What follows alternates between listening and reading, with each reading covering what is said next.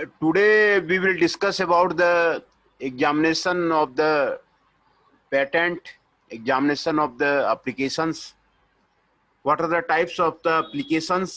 हम लोगों ने पहले ही एप्लीकेशन के टाइप्स को पढ़ लिया है और वो जो एप्लीकेशन जो पेटेंट ऑफिस में आएगा वो सारे एप्लीकेशन को एग्जामिनेशन कंट्रोलर ऑफ एग्जामिनेशन वो एग्जामिन करेगा।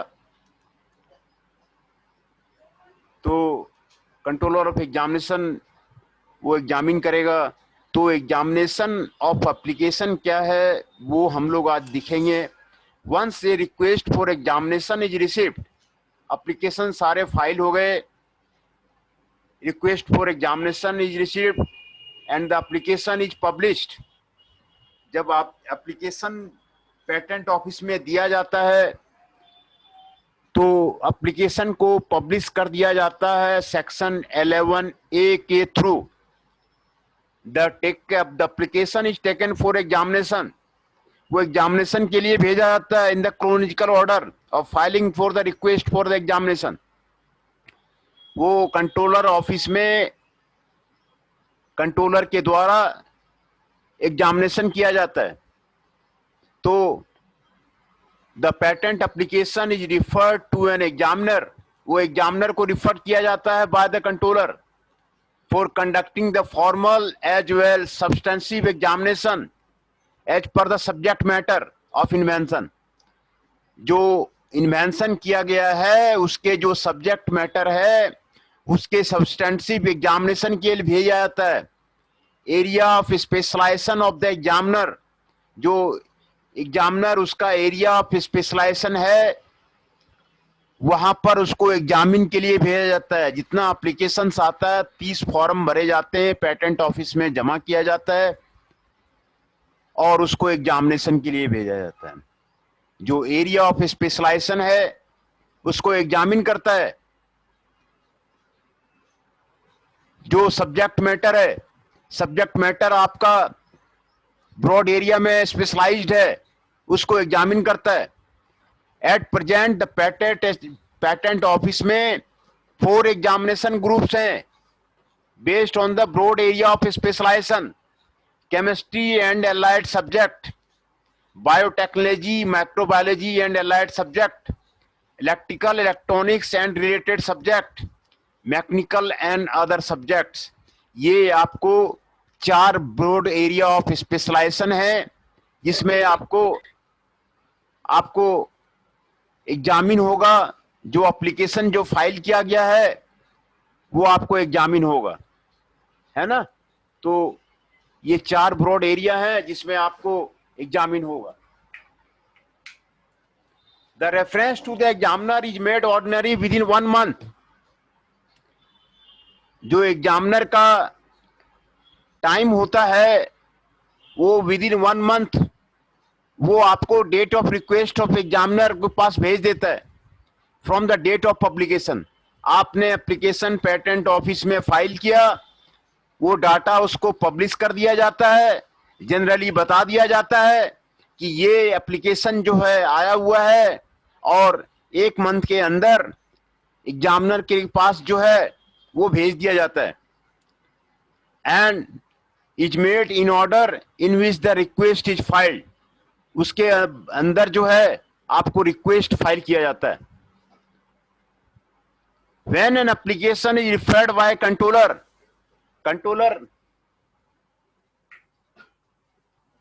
तो examiner makes a report on the patentability पर उसका रिपोर्ट तैयार करता है, एग्जामिनर तैयार करता है। As well matter of the ordinary within 1 month of not exceeding 3 month, 1 month से 3 मंथ के अंदर में वो section 11A and 12 rule 24B के अंडर में वो एग्जामिनर जो है रिपोर्ट तैयार करता है पेटेंट एप्लीकेशन का। तो ये है एग्जामिनेशन ऑफ एप्लीकेशन, है ना। तो जब आपने पेटेंट एप्लीकेशन पेटेंट ऑफिस में फाइल किया, इंडिया का हेडक्वार्टर द्वारका में है, तो कंट्रोलर ऑफ एग्जामिनर जो है आपको एग्जामिनर के पास भेजता है। जैसे ही आपने एप्लीकेशन दिया, एप्लीकेशन को पब्लिश कर दिया गया और 1 महीना के अंदर विद इन मंथ आपको जो आपको स्पेशलाइजेशन ऑफ द उसका एरिया है, स्पेशलाइजेशन एरिया का आपके वहां पर एग्जामिन के लिए भेजा जाता है।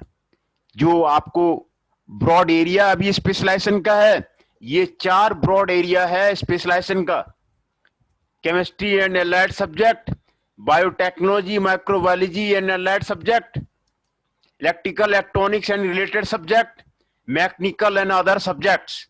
ये आपके 4 ब्रॉड एरिया हैं अभी एग्जामिनेशन का।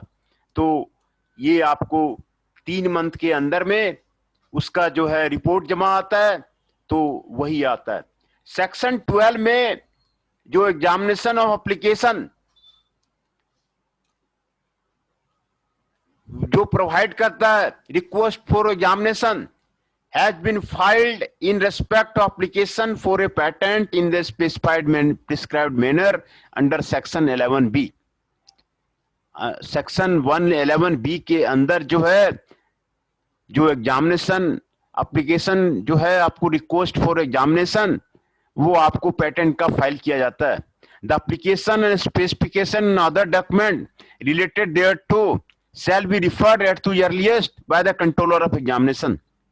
जो आपका एप्लीकेशन है, स्पेसिफिकेशन है, अदर डॉक्यूमेंट्स है, वो controller of examination for making a report, ये आपको रेस्पेक्टिव फॉलोइंग मैटर्स पे आपको दिया जाता है।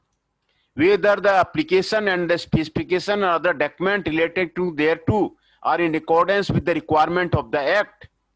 ये आपको जो एप्लीकेशन आपने दिया है, उसका जो स्पेसिफिकेशन आपने दिया है और जो अदर डॉक्यूमेंट्स आपने दिया है, वो एक्ट के अकॉर्डिंग है या नहीं है। Where there is any lawful ground of objection, क्या उसमें आपको कोई ग्राउंड ऐसा है जिससे कि ऑब्जेक्शन हो सकता है ग्रांट के लिए। तो ये आपको यहाँ पर एप्लीकेशन का एग्जामिनेशन ऑफ एप्लीकेशन में देखा जाता है कि आपने जो ये किया हुआ है, ये आपको ऑब्जेक्शन ऑफ ग्रांट है कि नहीं है। द रिजल्ट ऑफ इन्वेस्टिगेशन, वो उसका चेक करती है under section 13। Any other matter which में बी प्रिस्क्राइब्ड, वो आपको उसमें एग्जामिनेशन में आपको चेक करती है। The examiner to whom the application and the specification are the documents relating thereto are referred shall ordinarily make the report to the controller within the prescribed period। Examiner जो है इसका जो specification देखता है और जो अदर डॉक्यूमेंट्स हैं, साथ में 30 फॉर्म जमा किए जाते हैं, ड्राइंग प्रोसेस, सारे जो है डॉक्यूमेंट्स को देखता है और विद इन प्रिस्क्राइब्ड पीरियड जो है उसका रिपोर्ट वो आपको भेजता है। तो एग्जामिनेशन ऑफ एप्लीकेशन आपको यही है, वो आपको देखता है कि कोई लॉफुल ग्राउंड ऑफ ऑब्जेक्शन तो नहीं है, उसका एक्ट के अंदर वो पेटेंट के लायक है कि नहीं है। ये सारा रिजल्ट ऑफ इन्वेस्टिगेशन वो सारा देखता है ना। उसके बाद search for anticipation by previous publication and by prior claim. Section 13 आपको डील करता है search of the anticipation by previous publication and prior claim provides that the examiner to whom the application for a patent is referred shall take the investigation for the purpose of ascertaining whether the invention so far is claimed in any claim of the complete specification। वो check करता है कि previous publication और prior claims में कहीं ऐसा आपको matching तो नहीं है ना। वो आपको देखता है कि जो है प्रियर क्लेम जो आपके पास, उसके पास पेटेंट आपका आता है, उसमें कहीं मैचिंग तो नहीं है। Has been anticipated by publication before the date of filing of the applicant. Complete specification को चेक करता है। Application to the patent made in India dated उतने के पहले आपको चेक करता है ना। Is claimed in any claim other complete specification published on after the date of the filing of applicant's complete application being a specification filed in pursuance of application for a patent made in India dated before, ये आपको जो है आपको check करता है कि जो claim किया गया है, पेटेंट में क्लेम किया गया है, जो कंप्लीट स्पेसिफिकेशन देखा गया है, वो आपको एग्जामिनर आपको चेक करेगा कि आपने जो एप्लीकेशन दिया है उसमें जो क्लेम किया है वो क्लेम आपका सही है कि नहीं है, कंप्लीट स्पेसिफिकेशन वो जो पेटेंट मेड इन इंडिया किया गया है वो आपको क्लियर है या नहीं है। तो एग्जामिनर ये सारी चीजों को इन्वेस्टिगेशन करेगा for the purpose of ascertaining whether the invention जो आपने दिया है वो पब्लिकेशन इन इंडिया और elsewhere एनी डॉक्यूमेंट वो जो आपको section 30 through date of filing का वो आपको क्लियर है कि नहीं है, आपका जो पेटेंटेबिलिटी रिक्वायरमेंट है वो मैं कर रहा है नहीं कर रहा, तो वो कंप्लीट स्पेसिफिकेशन को एग्जामिन करेगा, इन्वेस्टिगेट करेगा, like the manner as a original specification करेगा, ये आपको करेगा। Consideration of report of the examiner by controller, section 14 provides that in case the report of examiner is adverse, अगर एग्जामिनर का report ठीक नहीं है, एडवर्स है टू द एप्लीकेंट और रिक्वायर्स एनी अमेंडमेंट, कोई अगर अमेंडमेंट करना है to a specification or the document, the controller shall before proceeding to the dispose of the application communicate the obligation to the applicant. कोई आपको report आपका adverse है examiner का और कोई अमेंडमेंट करना है एप्लीकेशन में, स्पेसिफिकेशन में, तो आपको सेक्शन 14 की तरह जो है वो आपको कम्युनिकेट करेगा what is to the adverse in the application, उसमें एप्लीकेशन में क्या आपको एडवर्स है वो रिपोर्ट भेजेगा आपके पास, एप्लीकेशन के पास। ये सेक्शन 14 कहता है कि उसके पास रिपोर्ट आनी चाहिए कि उसका जो है आपका जो एग्जामिनर का जो रिपोर्ट है वो आपको एडवर्स है कि नहीं है, वो आपको सही है कि नहीं है, वो रिपोर्ट आनी चाहिए। Power of controller to refuse and require amendment application in certain matters. Section 15 empowers the controller to refuse the application. Section 15 में ये कंट्रोलर को पावर दिया गया है एप्लीकेशन को रिफ्यूज करने का और direct to amend the application और एप्लीकेशन को अमेंड करने का। स्पेसिफिकेशन ऑफ द डॉक्यूमेंट अगर जो है वो सेटिस्फाइड हो जाता है document file in the pursuance, तो आपको अमेंड करने का भी जो पावर जो है आपको सेक्शन 15 में आपको दिया हुआ है। तो सेक्शन 14 में ये लिखा हुआ है एग्जामिनर रिपोर्ट भेजेगा, रिपोर्ट को जो है एप्लीकेशन के पास जाएगा, एप्लीकेंट के पास जाएगा, जो भी उसको चेंजेस करने हैं वो चेंजेस उसको बताया जाएगा, जो रिपोर्ट है वो उसको बताया जाएगा। तो यहां पर आपको जो सेक्शन 15 में और सेक्शन 18 में power of controller to make orders respecting dating of application and cases of anticipation, section 17 provides that at any time after the filing of application and before the grant of the patent, the controller may be at the request of the applicant direct with the application shall be post dated. However, no application shall be post dated to a date later than 6 months. 6 month के बाद जो है वो आपको नहीं होना चाहिए from the date on which it has actually made or would be deemed to be have been made. Where an application or a specification or any drawing, any other document is required to be amended under section, the application or specification or the document shall, ये आपको उसमें आपको दिया हुआ है। Section 18 में कह रहा है कि there is it appears to the controller that the invention so far claimed in any of the claim the complete specification has been anticipated.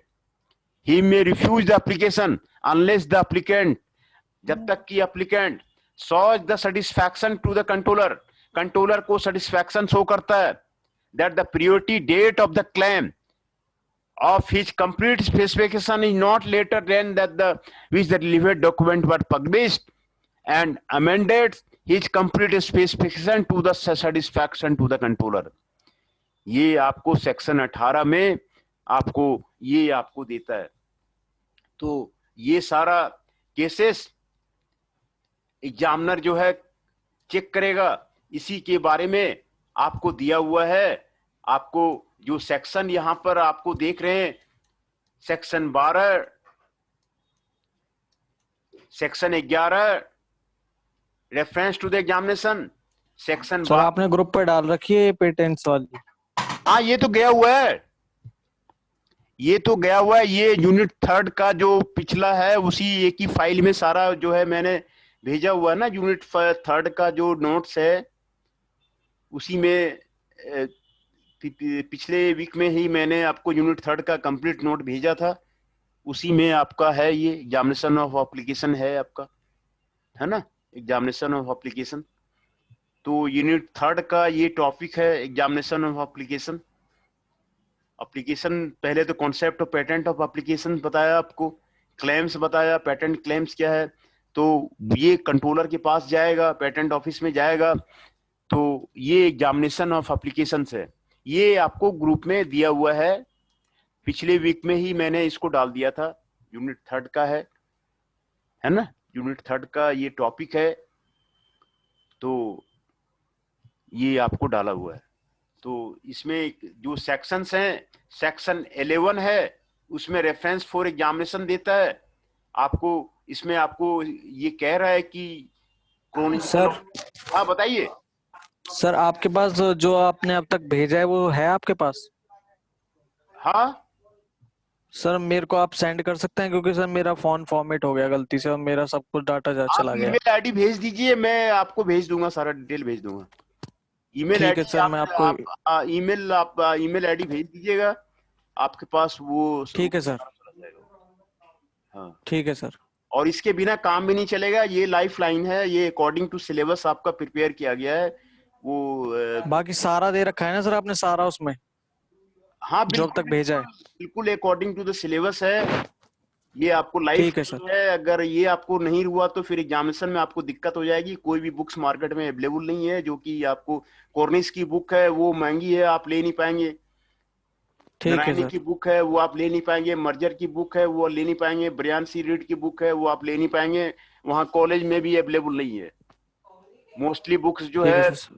ब्रिंकॉफ की है, विलियम हुक की है, जॉर्ज सूक की है ना, सुकम की है, वो कॉलेज में भी अवेलेबल है नहीं, कॉलेज में भी ठीक है सर। लाइब्रेरी में भी अवेलेबल है नहीं है, और मार्केट में आपको उसका रेट काफी ज्यादा है, तो इसके बिना आपको काम चलेगा नहीं। वो इसमें और आपको सर मैं ये कह रहा था, हाँ सर वो ये रामदत्त थोड़ा वो डिस्कनेक्ट हो रहा है बार बार, इसकी सर अटेंडेंस दिला देना। रामदत्त भट्ट, ठीक है जी, मैं जी अभी सर। रामदत्त भट्ट की मैं अभी नोट कर लेता हूँ। ठीक है सर, मैं आपको सर ईमेल आईडी भेज देता हूँ, आप देख लेना। हाँ ईमेल आईडी भेज दीजिए, आपको चला जाएगा वो।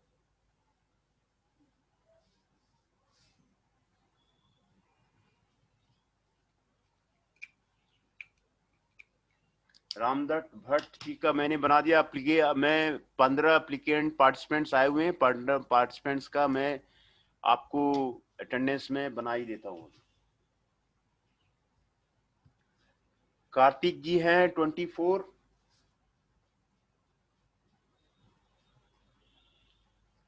आकाश पवार जी हैं 03, चंदन शाह हैं 08, हिमांशु जी हैं 17, हृदय जी हैं 19, जैनेश चौहान जी हैं 22, कौशल जी हैं 25, पवन नेगी जी हैं 30, शेखर जी हैं 41,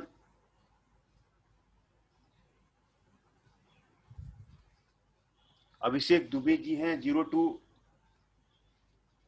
अंकित शर्मा जी हैं 06, हिमांशु पुंडीर जी हैं 18, जितेंद्र राणा जी हैं 23, नंदिनी गुज्जर जी हैं 29,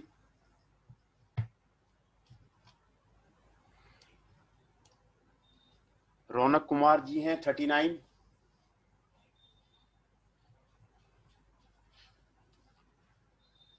है ना।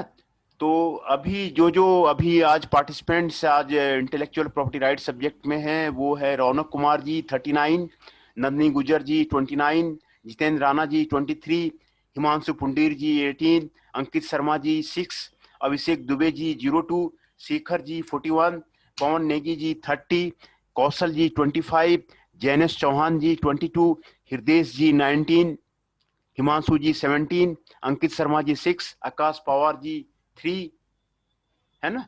तो ये सारे आपके पार्टिसिपेंट्स हैं। सर कार्तिक नहीं बोला आपने।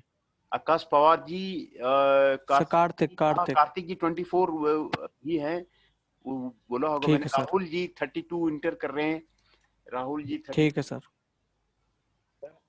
सर इतनी लेट थोड़ी। क्या कह रहे, क्या कहना चाह रहे? सर इतनी लेट एंटर कर रहा है। हाँ नहीं, लेट आ रहे हैं सर तो कितनी लेट एंटर कर रहा है।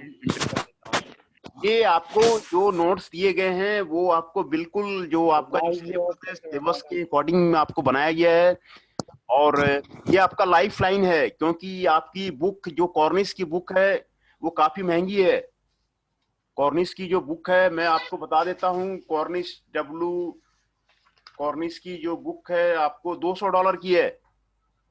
जो आपको सिलेबस में जो बुक का नाम दिया हुआ है कॉर्निश का दिया हुआ है वो आपको $200 की है। दूसरा लूज लीफ की दिया हुआ है वो $1400 की है। तो ये बुक लाइब्रेरी में आपको सिलेबस सेंड कर देने ग्रुप में। हाँ, और दूसरा आपको ब्रियान की है वो $16 की है। तो इसमें आपको जितने भी सिलेबस में आपको दिए हुए हैं, सुकमैन की है वो $970 की है। सर एक बार सिलेबस सेंड कर देते दोबारा। सिलेबस तो होगा ना आपके पास, सिलेबस तो होगा सर ही। सेंड कर देते सर, डिलीट हो गया सर।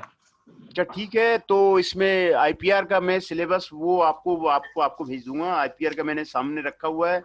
हाँ सर, आईपीआर ईआईटी दोनों को भेज देना सर। हाँ, दोनों का मैं सिलेबस भेज दूंगा, है ना, दोनों का ठीक है सिलेबस सर। भेज दूंगा। तो वो ओके सर।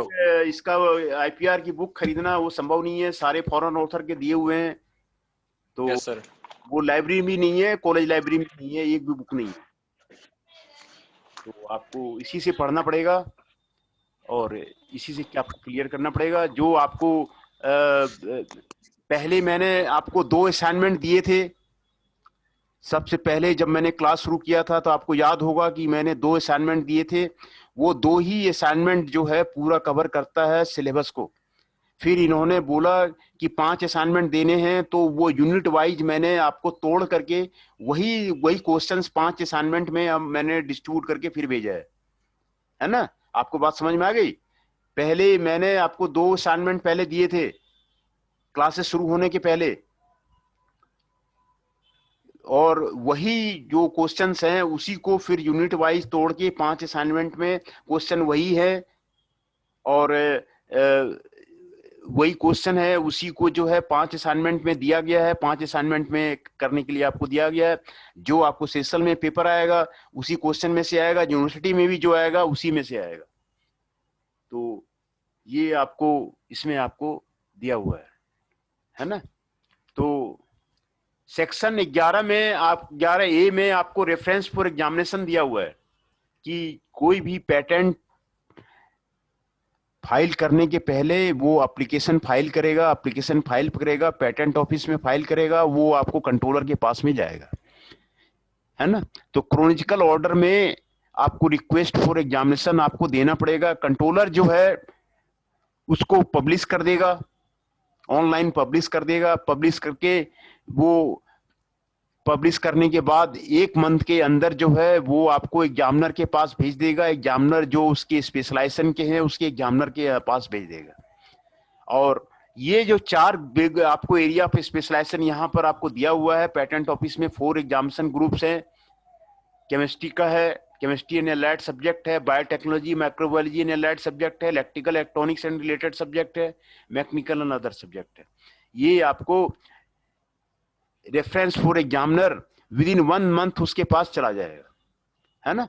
फिर ये कि आपको सेक्शन 11A में 12 में आपको कहता है कि विद इन 3 मंथ जो है, नॉट एक्सीडिंग 1 मंथ से 3 मंथ के अंदर जो है वो एग्जामिनर उसका रिपोर्ट रेडी करेगा।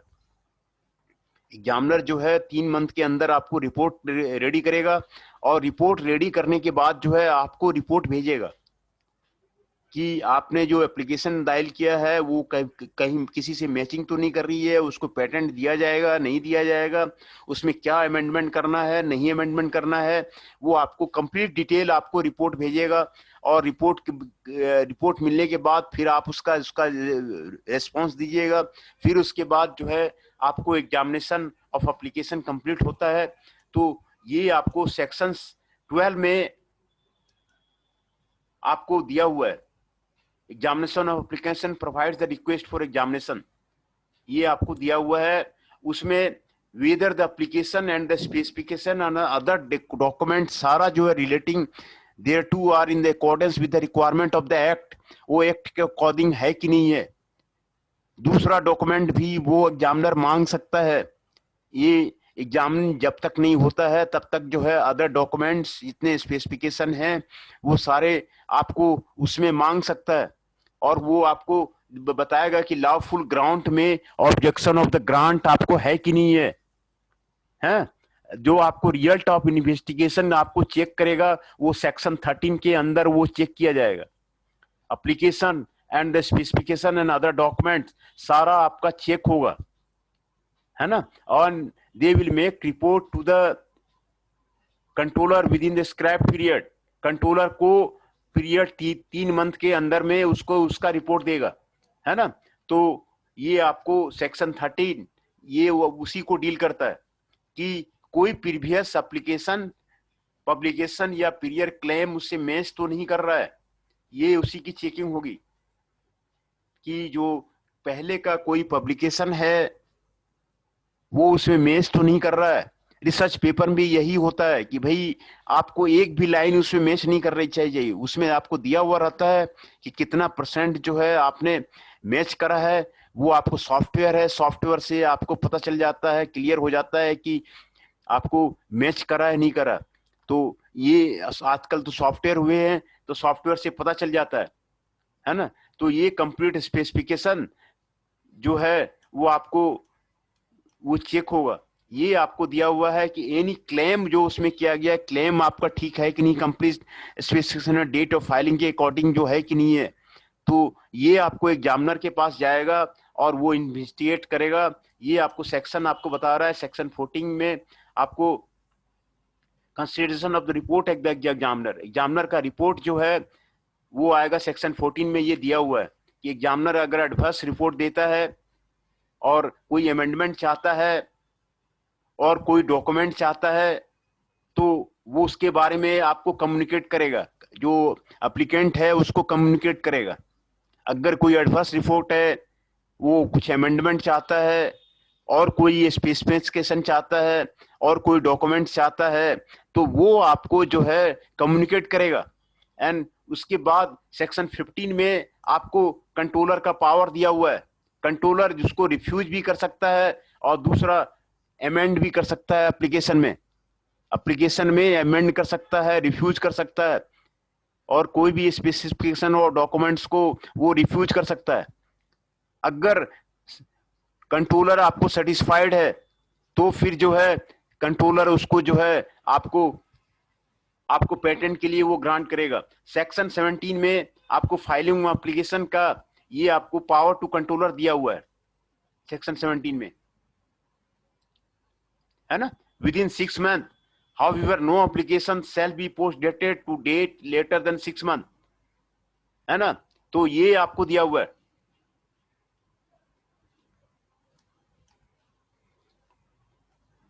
ये आपको दिया हुआ है। और सेक्शन 18 में आपको where it appears to the controller that the invention so far claimed any claim उसको क्लियर वो देखेगा and the shows the satisfaction of the controller का सेटिस्फैक्शन आपको बताएगा कि उसमें है कि नहीं है। आफ्टर द जो भी अमेंडमेंट करना है वो कंट्रोलर आपको बताएगा कि जो है क्या अमेंडमेंट करना है। तो ये आपको जो इन्वेंशन है उसका कंप्लीट स्पेसिफिकेशन वो आपको वहां पर आपको जमा होगा, और ये सारे कंप्लीट स्पेसिफिकेशन अदर डॉक्यूमेंट्स ये आपको एग्जामिनेशन के लिए बताता है। तो यही सारे आपको सेक्शन आपको बता रहे हैं कि आपको जो है एग्जामिनेशन ऑफ एप्लीकेशन होगा। एग्जामिनेशन ऑफ एप्लीकेशन आपको यही बताता है कि एग्जामिनेशन जो होगा हर एक एप्लीकेशन का वो एग्जामिनेशन होगा। तो सारे डॉक्यूमेंट्स का एग्जामिनेशन होगा, एग्जामिनर करेगा, और 3 मंथ के बाद जो है उसको रिपोर्ट जो है विद इन 3 मंथ्स उसका रिपोर्ट जो है आपको स्पेशलाइज्ड मेंबर आपको रिपोर्ट आपको दे देगा। उसके पास सारे एग्जामिनर का लिस्ट होता है। The examiner to whom the application और the specification documents relating to किसके पास भेजा जाए, एग्जामिनर का सारा आपको लिस्ट होता है। आईआईटी में भी जो पीएचडी वगैरह गाइड की आती है उसके एग्जामिनर बाहर के होते हैं, उसमें आपको वो इंटरनेशनल इंस्टीट्यूट है तो उसमें एग्जामिनर जो है बाहर के होते हैं।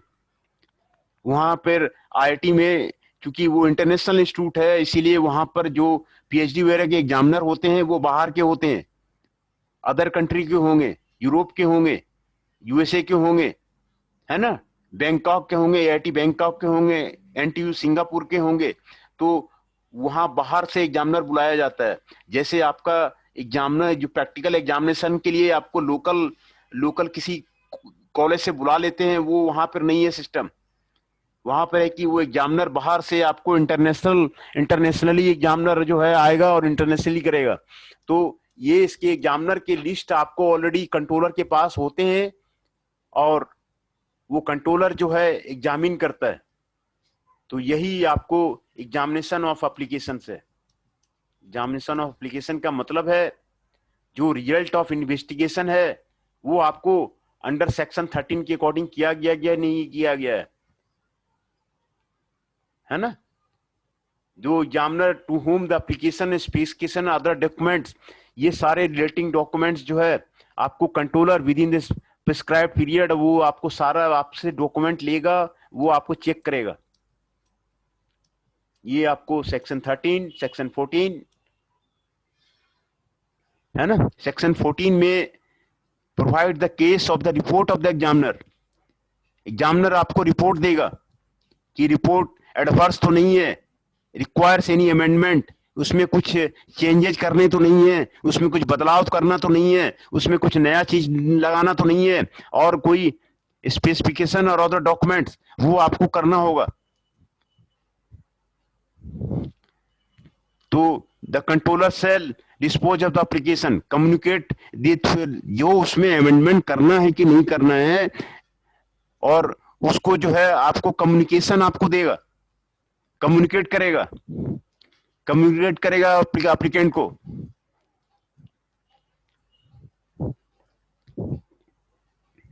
कम्युनिकेट करेगा वो जो है वो एप्लीकेंट को वो जो है कम्युनिकेट करेगा। तो ये सेक्शन 14 में दिया हुआ है। सेक्शन 15 में आपको दिया हुआ है जो कंट्रोलर रिफ्यूज कर सकता है किसी एप्लीकेशन को और डायरेक्ट टू अमेंडमेंट कर सकता है और स्पेसिफिकेशन और अदर डॉक्यूमेंट्स ये कर सकता है। If he satisfied then the application और स्पेसिफिकेशन और डॉक्यूमेंट फाइल इन द, तभी जो है वो कंट्रोलर जब तक सेटिस्फाई नहीं होगा तब तक आपको वो पेटेंट की गारंटी के लिए आपको नहीं देगा आपको, है ना। तो सीलिंग ऑफ पेटेंट के लिए ग्रांट के लिए आपको नहीं भेजेगा। इसीलिए एग्जामिनर को आपको कंट्रोलर को सेटिस्फाई होना आपको जरूरी है ना। तो यही सेक्शन है आपको, ये आपको दिए हुए हैं, यही एग्जामिनेशन ऑफ एप्लीकेशन है, यही एग्जामिनेशन ऑफ एप्लीकेशन है। ब्रॉड एरिया कहां कहां पर आपको एग्जामिन होगा, ये आपको ब्रॉड एरिया दिया हुआ है पेटेंट ऑफिस में। 4 ग्रुप है, 4 ग्रुप बने हुए हैं, चारों ग्रुप में किस ग्रुप में है उसके पास एग्जामिनर के पास भेज दिया जाएगा, है ना। क्रोनोलॉजिकल ऑर्डर में आपको रिक्वेस्ट एग्जामिनेशन का आपको फिलिंग करना पड़ेगा, है ना। एग्जामिनेशन के लिए वो आपको भेज दिया जाएगा। When application is referred by the controller, examiner जो है रिपोर्ट बनाता है 3 मंथ के अंदर, जो है 1 मंथ से 3 मंथ के अंदर जो है वो आपको रिपोर्ट देता है।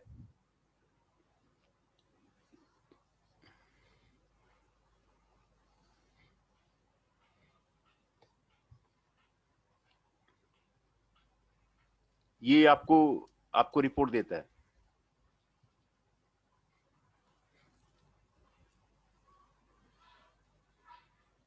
Whether there is any lawful ground of objection to the grant, the result of investigation made under section 13 or any other matter.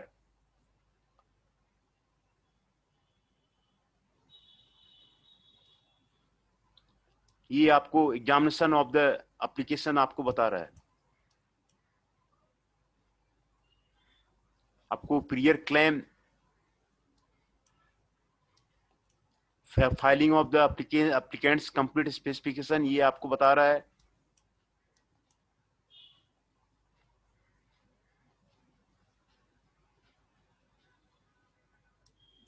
ये आपको सेक्शन 14 आपको बता रहा है। Examiner is adverse to the application, requires any amendment to the application specification of the documents, communicate करता है। Section 15 में refuse करने का एप्लीकेशन को दिया हुआ है, डायरेक्ट अमेंडमेंट को आपको दिया हुआ है, ये आपको दिया हुआ है। सेक्शन 17 में at any time filing of before the grant of the patent, the controller may request the applicant direct that the application shall be post dated such date as may be specified in the request, proceed for the application accordingly. This is subject to the provision of section 9, ये आपको देता है। section 18, where it appears to the controller that the invention so far claimed in, जो आपको complete specification का anticipated करता है। He may refuse the applications unless the applicant shows the satisfaction to the controller. Controller जो है refuse कर सकता है जब तक कि कंट्रोलर वो सेटिस्फाइड नहीं हो जाता है पीरियड डेट से। जो पूरे कंप्लीट स्पेसिफिकेशन है, रिलेटेड डॉक्यूमेंट्स है, आपको कंट्रोलर जब तक सेटिस्फाइड नहीं हो जाता है तो वो रिफ्यूज कर सकता है। सेक्शन 18 ये कहता है। और जो भी अमेंडमेंट करना है, complete specification satisfaction of the controller, वो आपको यहां पर करता है। तो if it is appears to the controller that the invention is claimed in a claim, तो कंप्लीट स्पेसिफिकेशन आपको बताता है ना। तो ये कंट्रोलर का सेटिस्फैक्शन पर ही आपको पेटेंट ग्रांट होगा। ये एग्जामिनेशन ऑफ एप्लीकेशन है। ज्यादा हम आगे आज ले भी नहीं जा रहे। आपको एग्जामिनेशन ऑफ एप्लीकेशन में जो आपको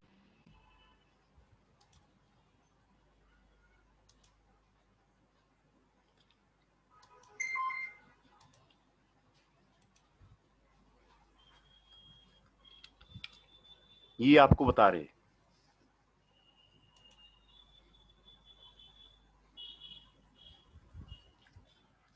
रेफरेंस ऑफ एग्जामिनेशन है जो आपको क्रोनोलॉजिकल ऑर्डर में आपको दिया गया है। टाइम खत्म हो गया है, इसीलिए कट गया था वो। बंद कर दें,